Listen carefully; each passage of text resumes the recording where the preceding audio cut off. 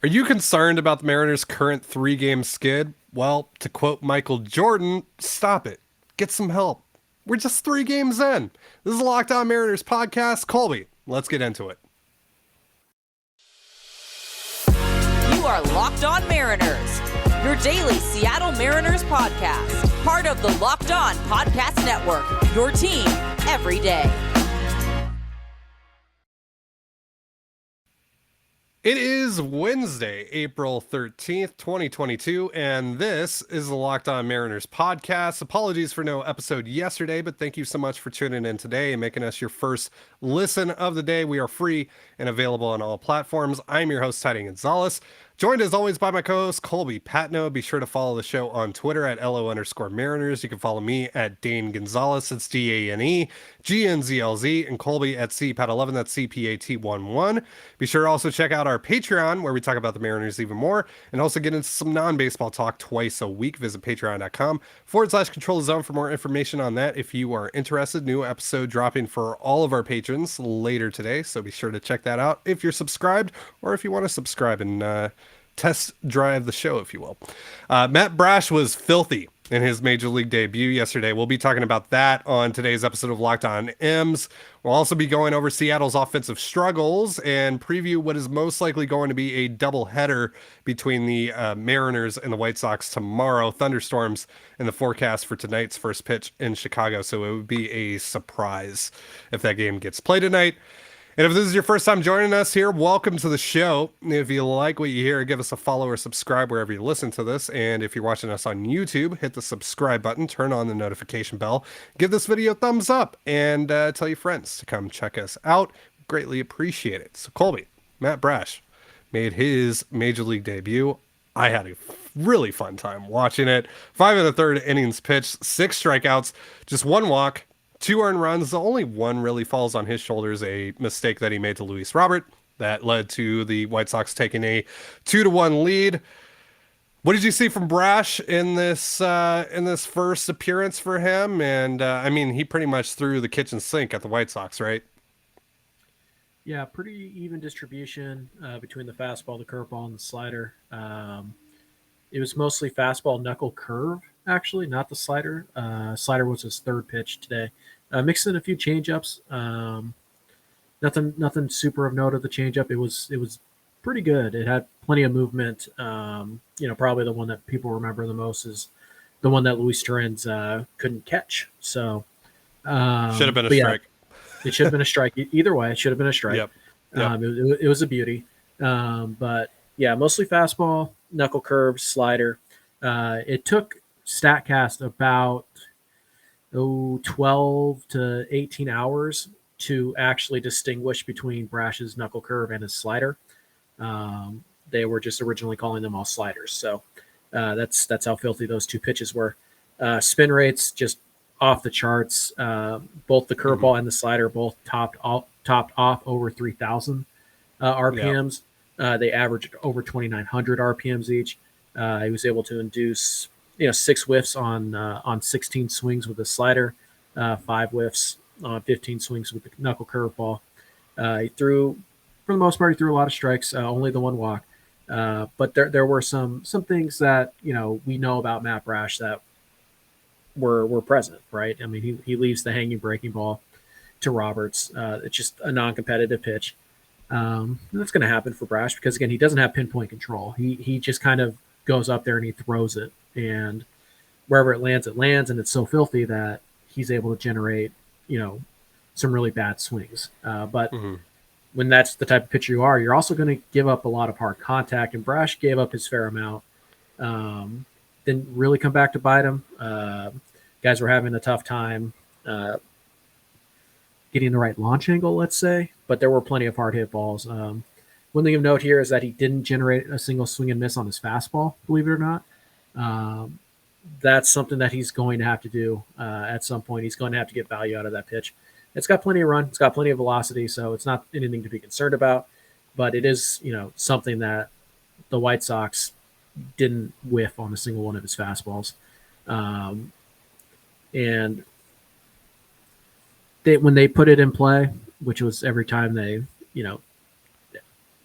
basically every time they swung at it, Average exit velocity of 100.9, minimum exit velocity of 96.4. So they were squaring up the fastball pretty good. So he's not going to be able to live off the curveball and slider forever. He's going to have to get value out of that fastball at some point. But for the first time out in a bad ballpark against a pretty good lineup, it was very impressive. Yeah, and take this with a grain of salt, but Saris of The Athletic today tweeting that Matt Brash officially, or at least temporarily, because this stat really needs about a few games to work itself out and properly, address pitcher stuff. But Stuff Plus, Matt Brash is currently the leader in Stuff Plus, and Stuff Plus is exactly what it sounds like. It rates the best stuff from all pitchers in baseball, and Matt Brash right now at the top of the list. We'll see if that continues, but I mean, he certainly looked nasty. I don't know if you saw the screenshots of White Sox Reddit reacting to Matt Brash, but they were all just like, how are we going to beat this guy? And I mean, like, I would think that that's a pretty scary sight for an opposing team going up against a guy making his major league debut. Not a lot of people know about Matt Brash outside of Seattle, really, and outside of really, the prospect guys. So this guy has really just come out of nowhere, throwing just some of the most ridiculous stuff you could ever see on a baseball mound right now. And that includes that just absolute disgusting slider that induced a ton of swords. I think I counted 6 or 7 yesterday for for Matt Brash on the slider. That's just nuts. That's nuts. 11 swings and misses in total for Brash. You mentioned that he didn't have a single one on the fastball, so all of that coming on the breaking stuff, the changeup as well. It was really nice. It was pretty much, you saw everything that Matt Brash brings to the table. He came as advertised. And yeah, there were some command issues, which also comes as advertised. But overall, I mean, if he's hitting the zone, which he was a lot yesterday, the command for the most part wasn't too much of an issue. And when he's hitting the zone consistently, I mean, that's one of the most disgusting starting pitchers in baseball, quite frankly. Yeah. It's interesting. Matt Brash is kind of like the perfect pitcher to show people when we talk about control versus command. Control is just the ability to throw strikes. Matt Brash can do that. Matt Brash can throw strikes. Yeah. Can he place the pitches exactly where he wants them most of the time? Not really. Not yet. And that's the difference, right? Like most pitchers can throw a fastball down the middle, but you don't want to throw a fastball down the middle. You want to throw a fastball that's, on the inside corner or just 2 inches off the outside corner. And can you do that consistently? That's command. Brash right now, probably 40 grade command, maybe 45 if you want to be generous. Probably 45 control, 50 control. And again, thankfully the stuff is so good that he doesn't need to be significantly better than that. But if he can be, I mean, you're looking at a guy with ace level stuff. Like it's elite stuff. So that's what it's going to come down to. Also, how long can he sustain? How long can he go? It looked like he's starting to lose a little bit of his feel the third time through the order after 5, but that could also just be because it was his first start and it was a shortened spring training. But Brash is going to be on a bit of a pitch count. Let me ask you about that, by the way. Yeah. Did you like the decision to let him go out for a third time through the order? Not really. I didn't hate it.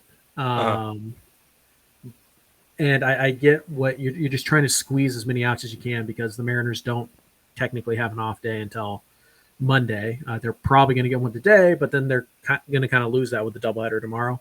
So every out your starting pitcher can get for you is one less out the bullpen has to. And, the bullpen had to pitch, had to carry 7 innings the day before. And so I get what they were trying to do. I personally wouldn't have done it, but I don't hate it. Because pitch count was fine. I think it was at 75 when they sent him out there, and they wanted him to be around 80, 85. So no, I wouldn't have sent him out there, but I get why they did it. And it's something that Brash is going to have to do. If he wants to stay in the rotation, he's going to have to be able to get guys out on pitches 80 through 100. And because of his size, there are some who question whether or not he can. Sure. But regardless if he can or can't, what we saw what we saw yesterday on Tuesday is that Matt Brash is at least a absolutely filthy, disgusting Josh Hader level multi-inning dominant closer at worst.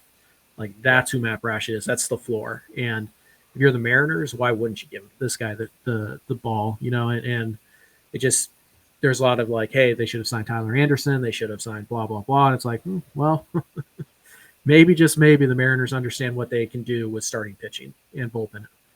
Maybe the Mariners are pretty good at scouting and developing pitching. Maybe we should trust them a little bit more. But we'll see if Brash can hold up. I'm certainly excited to see him pitch against the Astros.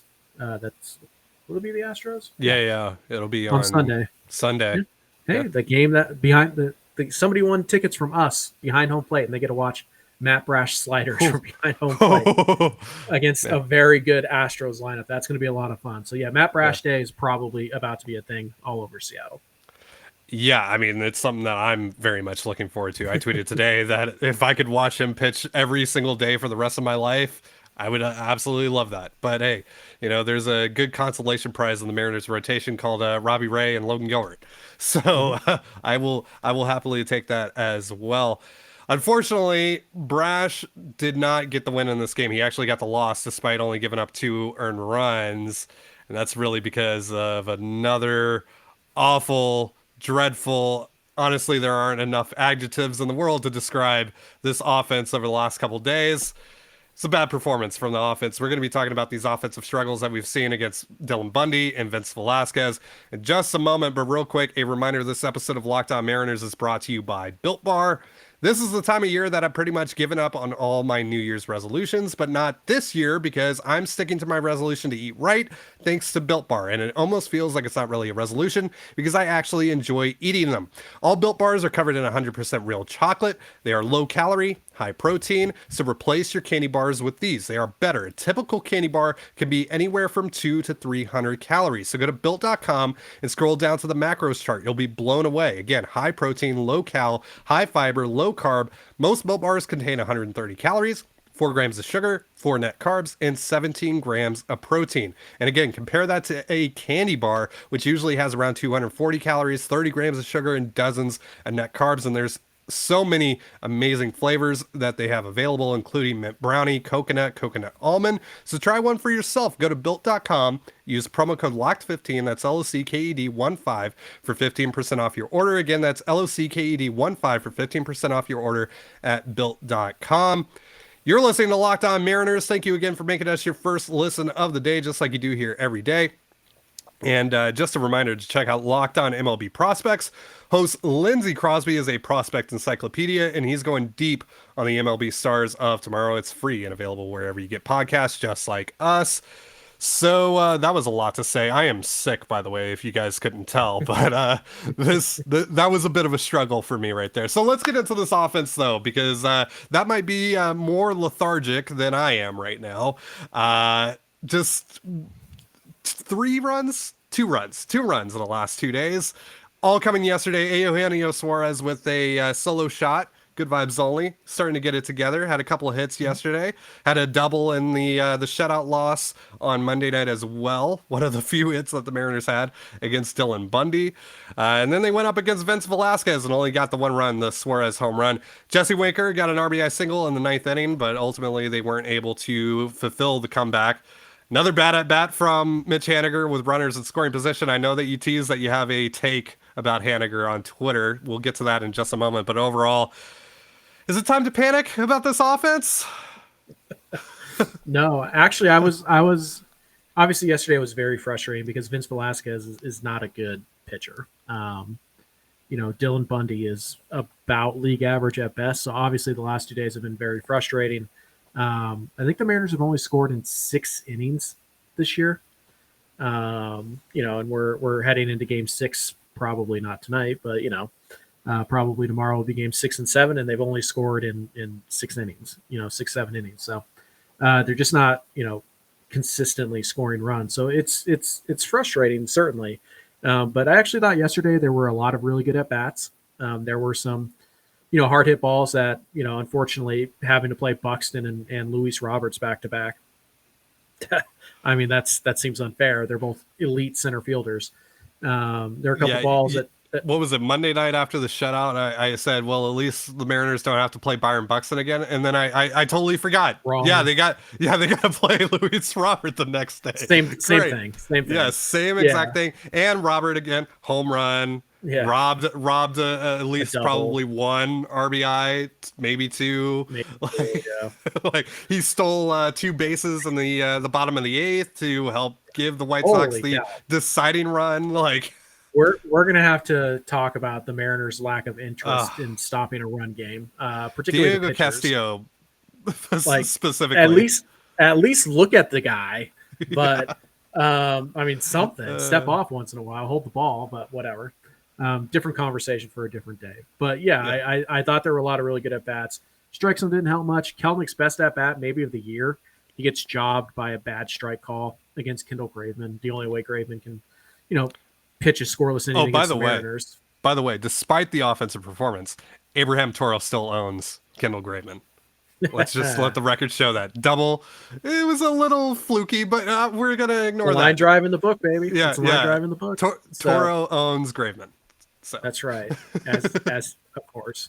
Yeah. It's actually a pretty good at bat by Kelnick. He fouled off a couple pitches, took some strikes that he couldn't do much with, and that is preferable. And that's kind of been a running theme, or at least it was yesterday. There were a lot of strikes that the Mariners took that they were good takes, right? I mean, they're strikes, but can't really do much with them. The thing that's frustrating about the Mariners was sometimes it feels like they're a little bit too cautious. They're taking first pitch fastballs down the middle. Suarez did that in his second at bat. I think it was. I mean, it was like 96 dead center cut. Like that's probably not one you should go up to the plate and just watch. But again, I think the quality of the at bats have been pretty good, with the exception of the Bundy game. I think their XWOBA as a team shows that they're putting up quality at bats. They're hitting the ball pretty hard, pretty regularly. It's just not really happening for them right now. So I don't think anybody needs to panic. I do think we're going to see a breakout relatively soon. The thing with baseball is you never really know when it's going to happen. But again, they're for the most part, they're putting up good, solid at bats. They're hitting the ball hard, and that's really all you can do. And at some point, those hits are going to fall. At some point, those 50-50 pitches are going to go your way. And you're just kind of, it's like you're playing blackjack, right? You play enough hands, you're going to get on hot streaks, you're going to get on cold streaks, and eventually it's going to even out to close to 50-50. And so it's just a matter of maximizing your opportunities, and the Mariners feel like they're doing that. So I think the offense is closer to a breakout than people might think so. But obviously, it's frustrating. It's hard to sit here and say like, oh, it's coming, when you've just watched, I mean, at least scoreboard wise, box score wise, 2 terrible offensive performances. Yeah. Well, and the thing is, you went up against 2 pretty mediocre starting pitchers and didn't do a ton of damage against them, and you just can't have it. Just can't have that. You got to be able to take advantage of those matchups, and they weren't able to. Hopefully that changes. And yeah, there was a bit of, some bad luck yesterday, some hard hit balls that just went directly right to gloves. There was the hard hit ball that Terens had that kind of died because of the wind. Haniger in the first. Yeah, Haniger had one. Jimenez had that catch on Terens's hard hit ball to left. It just, it happens. It's frustrating. That's not to say it's not. But it's 5 games. Like, that's the thing here, is like, we're 5 games in. They started out pretty well with the couple wins. The offensive performances in those games weren't fantastic, but they were acceptable. They were good enough to get you in the win column. And I think things are eventually going to work themselves out. Plus, you look around the league, offense is kind of down in general right now. And you look at some of the players that, we spent all offseason talking about for the Mariners, Marcus Semien, Trevor Story. Some of these guys are just really struggling right now. Carlos Correa is another guy that's really struggling right now. It happens. Like this whole, I see a lot of talk about Jarred Kelenic on Twitter right now from just like the national guys and stuff. Yeah, he struck out a lot. He struggled, but it's 5 games.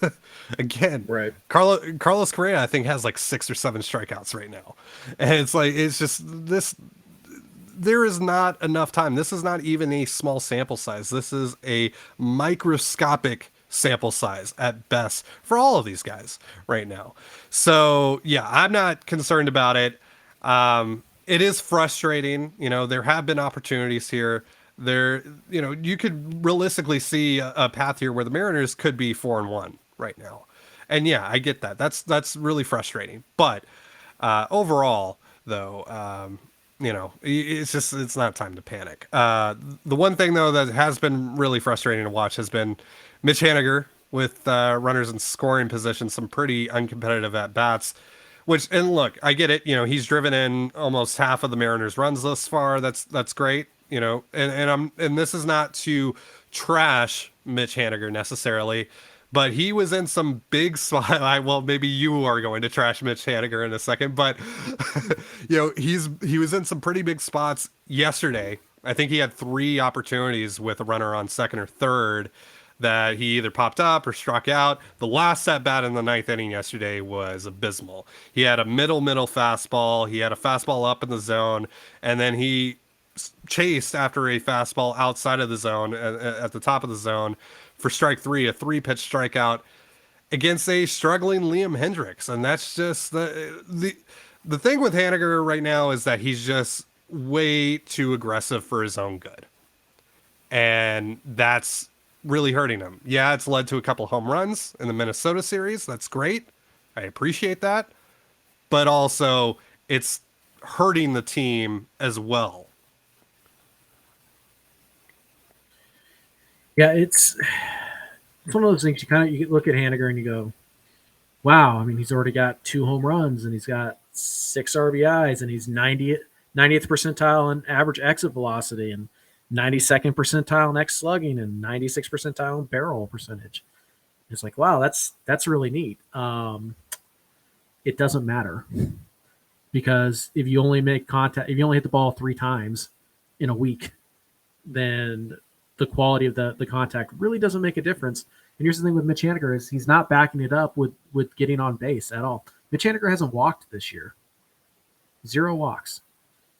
He's also striking out 28.6% of the time, which, again, it's early. I mean, that's nothing to panic about. But that's high. For the type of hitter Mitch needs to be, that is high. Again, there's been some bad luck here, but you watch Mitch Haniger. I'll say that Mitch Haniger has a selfish approach at the plate right now. It's bad. It's non-existent. Basically, Mitch Haniger is going up there, and he is looking to pull everything he can into the left field bleachers. And if it happens to help the team in another way, then fine, so be it. Mitch Haniger is swinging at 70% of the pitches in the strike zone. He's swinging at good pitchers' pitches. And what is he trying to do with them? He's trying to yank them into the left field bleachers. You're not going to do that. You're Mitch Haniger. You're not Juan Soto. Okay, so you have to be willing to take the pitch where it's given. You have to be willing to take an outside fastball that's just off the outside corner and let it go for a 50-50 call, or try to slap it into right field or drive it into right field. You have that type of power. But what we're seeing from Mitch right now is just the only thing he cares about is elevating the baseball to his pull side. That is his entire game plan. That is his entire approach. That is his entire swing right now is getting pull side in the air. And when it works, when the pitcher cooperates and gives him a pitch that he can do that with, or a pitch that, a mistake that he can do that with, great. But these are big league pitchers. They're not going to make that mistake every time. And even if you they have the book on them. Right. And even if you do get that one mistake, you're not perfect. You're going to miss that mistake on occasion. So when we're talking about a guy getting a 2-0 slider that's middle of the plate and elevated for him, and he rolls over and grounds it to the third baseman because he was trying to yank that thing into Timbuktu, well, there you go. You just cost your team a run. Like, Mitch Haniger is not a guy who should be selling out for power because he's not a guy who's walking right now. He's not bringing you any other value. So literally what we have here, it's Joey Gallo minus the defense, the base running, and the walks. I mean, it's hard to argue with that right now. You're Willie Mo Pena. What good is that? Nothing. It's not. It's not. Mitch Haniger needs to be better. He has to be. I don't know what the answer is. I don't know if it's game. I don't know if it's a game plan. I don't know if a slight It's swing it's change. just not the Mitch Haniger we have seen in the past. Someone that because Haniger pre-injury would go the opposite field. He'd catch those pitches on the outside zone and slap them into right field. Doubles. Yeah, doubles. It wasn't this constant need to pull, this constant reliance on capitalizing on mistakes, and that's really you hit the nail on the head there. Is that really that's what he's looking for, and that right now in terms of him being your number 4 guy, that's just not going to do the job. He's got to be able to get on base more consistently. He's got to be able to keep things going, keep the line moving, which is what he needed to do yesterday. He had a struggling pitcher in Liam Hendricks who attacked him with 3 consecutive fastballs and made a mistake in the middle of the plate, but he missed it. He fouled it off. And like you said, he's not going to be perfect. He is going to miss some of those mistakes. And it's just that over-reliance on being able to constantly capitalize on those. That's going to hurt you in the end. And it kind of seems like right now, and again, it's very early, and this is the thing that I'm going to preach with every single player that we are going to talk about, here at the start of the season. But it's hard not to feel like if he doesn't make some changes sooner rather than later, we're looking at a year where Mitch Haniger is going to hit 220, 230, hit a ton of home runs. Yeah, maybe a little bit better than Kyle Seager, but not that much. Not much, if at all. Yeah. Mitch Haniger is pulling. Mitch Haniger is pulling it's 67% pull rate. Yeah, that needs to be no higher than 50, and that change needs to happen pretty soon. And I don't know. I think it will, but we'll see. It's up to Mitch. Yeah, just can't have it from your number 4 guy right now. It's hurt the team. Maybe not necessarily as much as it's helped. I don't know, because he was the reason that they won the first game on opening day. He's also been the worst hitter with runners in scoring position on this team, and it's not close. The at bats are not competitive. All right, so let's talk about the what I would assume is going to be 2 games tomorrow instead of just the one. Obviously, because we didn't have an episode yesterday, we didn't get a chance to preview the series. So let's talk about it a little bit, because probably by now you, our dear listener, knows that this game has been postponed. I would assume that's going to be the case here. Again, thunderstorms in the forecast. I believe there's 100% chance of that happening around 8 o'clock. First pitch is supposed to be 7 o'clock local time. So, yeah. So Robbie Ray going to take the bump against Dallas Keuchel. Do we know yet who the White Sox pitcher is going to be against Logan Gilbert in Game 2? Have they announced that yet? They haven't announced it yet, but they did call somebody up from AAA the other day. I don't have the name in front of me, but the Mariners are aware. Okay. So, yes. I don't think it was Matt Thompson. I'll try to look it up real fast. Well, while you're doing that, so Robbie Ray, first start on Friday, 5 strikeouts, 4 walks, not the sharpest we've seen him, but he only gave up the 1 run and he went 7 innings. So, that's pretty good. And we talked about, on Monday how, really good pitchers are able to do that. They're able to battle even when they don't have their best stuff. They're able to battle and give you a chance to win. Now he's going up against a very right-handed heavy lineup with a lot of power with guys like Luis Robert and Eloy Jimenez and Jose Abreu, etc. What are you hoping to see from Ray in his second start as a Mariner? Yeah, it's a pretty tough lineup. A lot of righties, a lot of power righties. They're a very aggressive lineup as well. They don't like to hit with 2 strikes. They want to get up there and swing the bat. So it'll be interesting to see how Ray decides to attack that. Does he go fastball early and just try and get some quick outs? Does he maybe go to the slider a little bit earlier and try to take advantage of their aggressiveness, maybe the changeup even? So yeah, it's one of those things where kind of what the game plan is going to tell us a lot.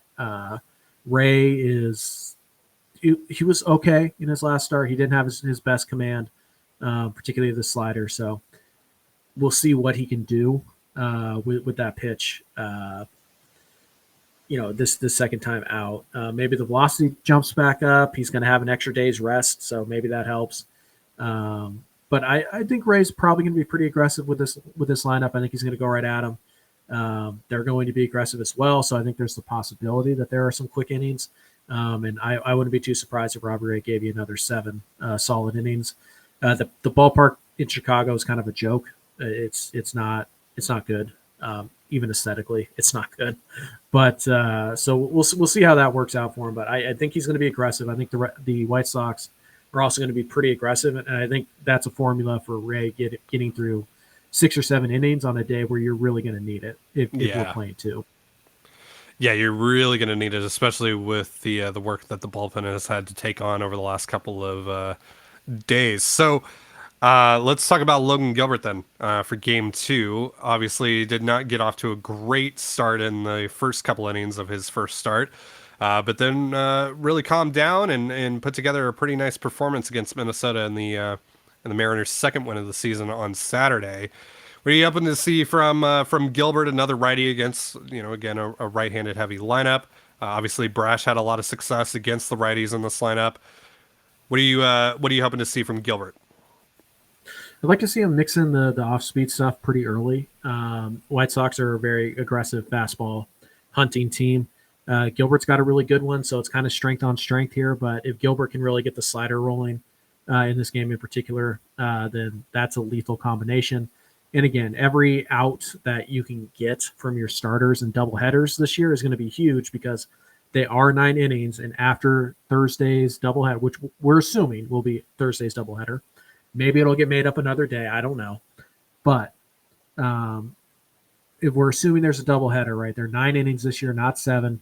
And after that game, the Mariners are going to have to hop on a cross-country flight to get home and play the Astros. And by the time they get back to Seattle, they'll be playing the Astros in about 18 hours after that. So, yeah, it's the schedule and the weather's not doing the Mariners any favors here. But if Ray and Gilbert can give the Mariners, let's say, 13 of the 18 innings they need, hopefully only 18, they need on Thursday, then they're probably in pretty good shape heading in both in the possibility they win those games and heading into the Astros series. The bullpen should be in okay shape. So it's really going to be about, get me as many outs as you can.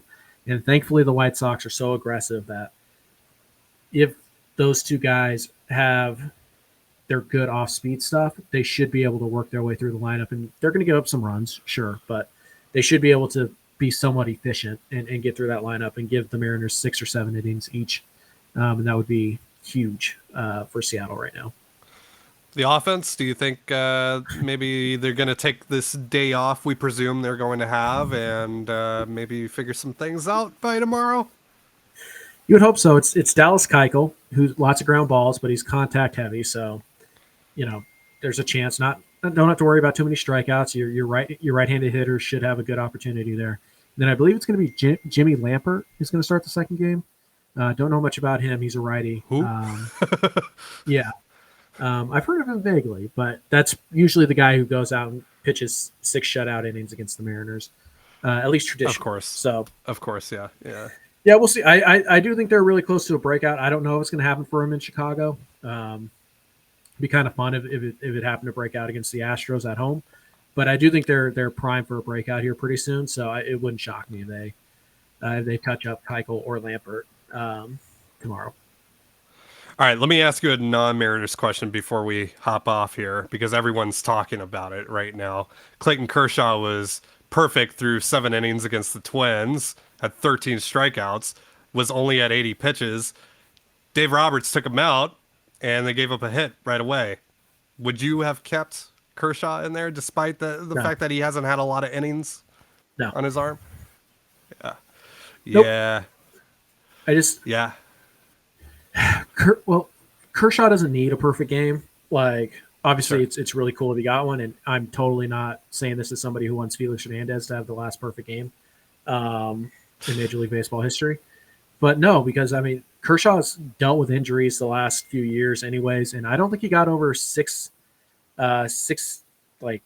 innings in spring training. Like, it was not a normal buildup for him anyway, so no. you have to protect Kershaw long term. I'm sure Kershaw would rather pitch in October than go for a perfect game in April. They also showed him talking to Roberts in the dugout, and it seemed like he agreed with the decision. So yeah, I mean, it's not just pitch count either. It's getting up, sitting down, then getting back out there. It's doing that 7 times for the first time in a year, and then saying, "Hey, you want to go do it an 8th time?" I just why run that risk? Right. So no, I don't have an issue with it. Now, I was very pleased to see that the Twins were getting perfected after this past weekend, after particularly those last 2 days of that series. So, the Dodgers might be a little bit better than the Mariners. Maybe. Technically, yesterday, even after the Mariners lost, they did have a higher winning percentage than the Dodgers because the Dodgers only played 3 games. They were 1-2. Mariners 2-3. So higher winning percentage. So clearly, chills. The Mariners are better than the Dodgers. All right, so that's gonna do it for our show. I actually made it through this, thankfully. Thank you so much for joining us here on Locked On Mariners. Not sure what we're going to be doing for tomorrow's episode, especially if there's a double header. I think that's going to be something that Colby and I will have to figure out off air, and then we'll let you guys know on Twitter. But for Colby Patnode, I'm Ty Gonzalez. Be sure to give us a follow on Twitter at LO_Mariners. You can follow me at Dane Gonzalez. It's DANEGNZLZ, and Colby at CPAT11. That's CPAT11. You can also find all that stuff in the description of this episode, whether it's on YouTube or wherever you're listening to it.